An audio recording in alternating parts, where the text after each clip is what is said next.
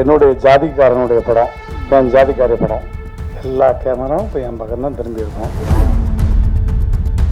குண்டாக இருக்கவங்க எப்போவுமே குழந்த மாதிரின்னு சொல்லுவாங்க, இன்க்ளூடிங் ஃபார் மீ. அதையும் சொல்லிடுறேன், குழந்த மாதிரி தான் அது. ஆள் உருவம் தான் பெருசு, ஆனால் குழந்த மாதிரி அது இருக்கிற இடமே தெரியாது.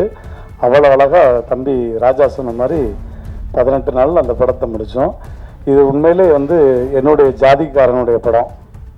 கண்ணண்டு கிடச்சிருச்சா? என் ஜாதிக்காரி படம், நகைச்சுவை ஜாதிக்காரனுடைய படம், முழுக்க முழுக்க நகைச்சுவை தான். எல்லாருமே ஆளுக்கு ஒரு வாய்ஸ் பேசிட்டீங்க. இப்போ நான் ஒரு வாய்ஸ் பேசலன்னா இருக்கு இல்லை, எங்களெல்லாம் வாய்ஸ் போட்டு வச்சுக்க. கரெக்டா எப்படி போட்டு வராய் பாருங்க. இருந்தாலும் உங்களுக்கான ஒரு வாய்ஸ், அது என்னுடைய ஆசானுடைய வாய்ஸே தான். இந்த மாதிரியான ஒரு நல்ல விழாவில் நான் கலந்து கொண்டமைக்கு பெருமைப்படுகிறேன். இது நிஜம். இந்த மாதிரி இளைய சமுதாயம் இந்த திரை உலகத்திற்கு வருவதால் நான் பெருமைப்படுகிறேன். இன்னும் நிறைய இளைய சமுதாயம் இந்த கலைத்துறைக்கு பணியை ஆற்ற வேண்டும். இது சொட்ட சொட்ட நனையவில்லை, கொட்ட கொட்ட நனைய வேண்டும். தியேட்டரில் அலைமலை, மக்கள் அலையுடன் அப்படின்னு சொல்லி இந்த மக்களை வாழ்த்தி விடைபெறுகிறேன். நன்றி, வணக்கம். Thank you, I love you all.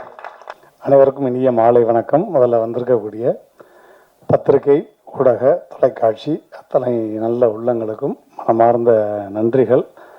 ஏன்னா என்னுடைய வளர்ச்சியில் நிறைய நீங்கள் இருந்திருக்கீங்க. ஸோ அதுக்கு முதல்ல உங்களுக்கு மனமார்ந்த நன்றி. அதே மாதிரி மேடையில் இருக்கக்கூடிய எல்லாருக்கும், இல்லை திரைத்துறையை சார்ந்த எல்லா அன்பு தம்பிமார்களுக்கும், இந்த திரைப்படத்தினுடைய உழைப்பாளிகள் எல்லாருக்கும் என்னுடைய மனமார்ந்த நன்றி. குறிப்பாக இயக்குனருக்கு ரொம்ப ரொம்ப நன்றி சொல்லணும். ஏன்னா குண்டாக இருக்கவங்க எப்போவுமே குழந்த மாதிரின்னு சொல்லுவாங்க, இன்க்ளூடிங் ஃபார் மீ. அதையும் சொல்லிடுறேன், குழந்த மாதிரி தான் அது. ஆள் உருவம் தான் பெருசு, ஆனால் குழந்த மாதிரி அது இருக்கிற இடமே தெரியாது. அவ்வளோ அழகாக தம்பி ராஜா சொன்ன மாதிரி 18 நாளில் அந்த படத்தை முடித்தோம். இது உண்மையிலே என்னுடைய ஜாதிக்காரனுடைய படம். கண்ணண்டு கிடச்சிருச்சா? என் ஜாதிக்காரி படம், நகைச்சுவை ஜாதிக்காரனுடைய படம், முழுக்க முழுக்க நகைச்சுவை தான்.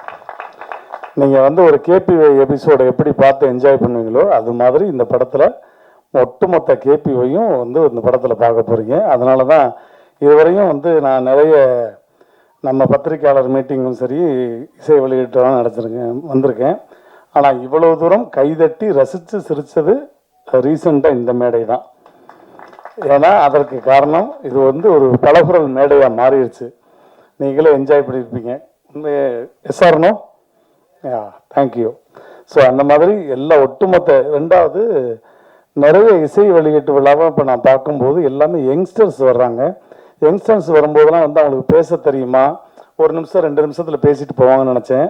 பட் அந்த கவிஞர் அவர் ரொம்ப அழகாக, அவ்வளவு அற்புதமான தமிழில் இந்த மாதிரி ஆட்கள் திரும்ப இப்போ இண்டஸ்ட்ரிக்கு வரும்போது அது ரொம்ப வலிமையாக இருக்கும்.